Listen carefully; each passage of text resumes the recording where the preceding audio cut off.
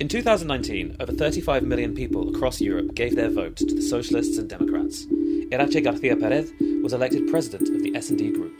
Once again, the S&D Group was the leading progressive force in the European Parliament. From the start, the S&D reinforced cooperation with our commissioners, with the PES and with our national governments. The challenges quickly became clear.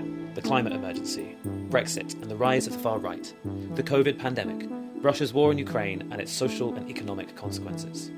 All these crises happened at the same time of a personal and political loss of our friend David Sassoli, the late President of the European Parliament.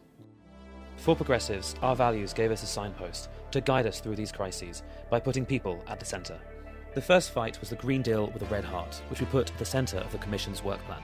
This meant a response to the climate emergency based on social justice and solidarity tools that ensure a fair transition to a more sustainable Europe. This means the Climate Emergency Declaration 2019, the Social Climate Fund, the Fit for 55 package, the climate law. We turned our fight to make Europe climate neutral by 2050 into real law. Our work means that today's climate commitments also protect the most vulnerable in society. But there were other profound changes happening in the European Union. The pandemic hit Europeans hard, especially the most fragile citizens needed support. Europe needed a recovery plan, so what did we do? We pushed for an historic €1.8 trillion recovery package. We led the action plan on social rights in the Porto Summit in 2021. We supported the Next Generation EU stimulus package. We made sure Europe's response was investment rather than austerity. But other fights were still top of our agenda. A new European law on minimum wages championed by the S&D and adopted in September 2022. A global minimum corporate tax rate.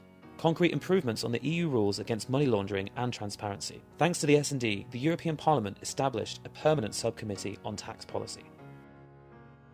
Technological progress has impacted on social progress. With the Digital Services Act and the Digital Markets Act adopted in July 2022, the S&D Group promoted a high level of consumer protection. We also continue our fight for social rights and fairness for platform workers. But being on the left, we couldn't ignore a number of civil rights battles. The pandemic came with a backlash on women's rights. We supported the Commission's proposal to fight gender-based violence. Women's representation on corporate boards. Finally, this important directive was approved, closing gender pay gap, currently under discussion between the Council and the European Parliament. The fight for gender equality remains always at the core of our work. But the European values of democracy and rule of law are also under attack. People's rights have been attacked by right-wing EU governments. Women's right to abortion, LGBTQI people's right to love who they want. So, while the Conservatives supported the far right, we stood up against bullies and autocrats in Hungary, Poland, Slovenia and Bulgaria and made sure EU taxpayers' money would not fall into corrupt hands. We also set up a special committee on foreign interference to shine a light on outside influence in our elections. And we successfully negotiated a new rule of law conditionality mechanism. In line with our commitment to solidarity, we triggered the Temporary Protection Directive. We want the same sense of solidarity to apply to anyone seeking protection in Europe. Despite these immediate challenges, we always have one eye on the future. We supported the Conference on the Future of Europe and many of the recommendations from citizens, like creating a European Health Union, agreeing a social progress protocol, making asylum and migration policy more humane, protecting human rights and the environment in business and trade. We wrote a new electoral law and hope these democratic changes are accepted by the Council. The future is also a digital world. We have put our stamp on digital services and artificial intelligence with a fair, transparent and human-centred approach.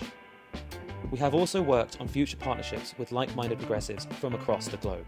The EU-Africa partnership remains at the heart of our external policy. Irache García led missions to Latin America, Israel and Palestine, strengthening ties with sister parties.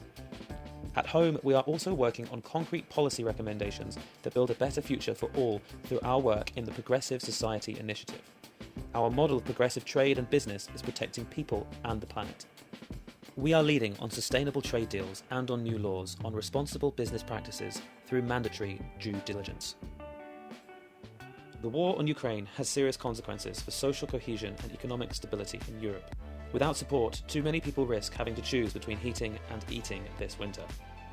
Only a common European response, with a windfall tax and a cap on energy prices, can give people the support they need.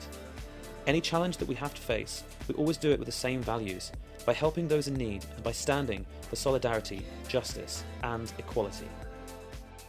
Y debemos ser conscientes de que hay hoy muchísima gente pasándolo muy mal, con miedos, con incertidumbres, con angustias, y que solo tienen una cosa, la esperanza que Europa responda a sus problemas. Por lo tanto, es nuestra responsabilidad, pero sobre todo nuestra obligación.